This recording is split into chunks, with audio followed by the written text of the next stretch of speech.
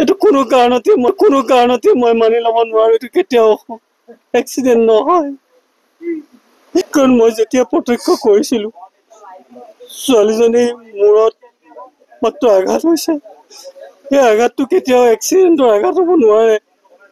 এইটো হয়তো বটলে মাৰি তাই মূৰটো পালি দিছে আৰু তাৰ পৰা ধাৰাসাৰ তেজ ওলাইছে, গোটেই দেহাটো ৰাঙলী হৈ গৈছে।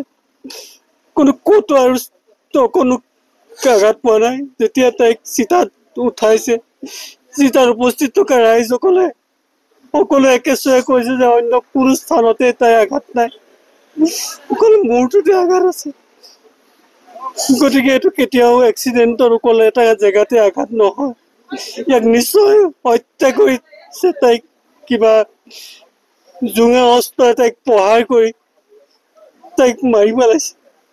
গতিকে সেয়া মই কৈছো এইটো কেতিয়া এক্সিডেণ্ট নহয়, এইটো এটা হত্যাকাণ্ড।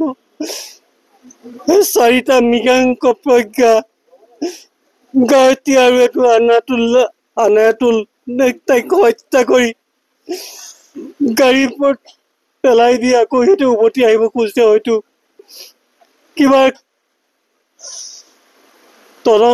হস্পিটেলত দেখুৱাৰ চলে, হয়তো হস্পিটেলত ভৰ্তি কৰি পলাবলৈ চেষ্টা কৰিছে। মন্ত্ৰী তথা আমাৰ বিধায়ক শ্ৰীযুত অতুল বৰাদেৱে আহি আমাৰ দুৰ্ভগীয়া পৰিয়ালটোক যি আশ্বাস প্ৰদান কৰিছে, আমি আজি যথেষ্ট আশাবাদী।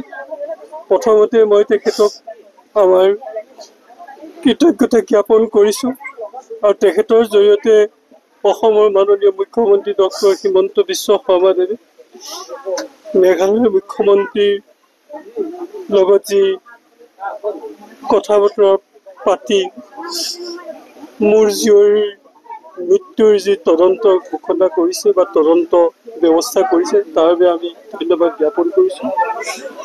আজি আমি যথেষ্ট আশাবাদী।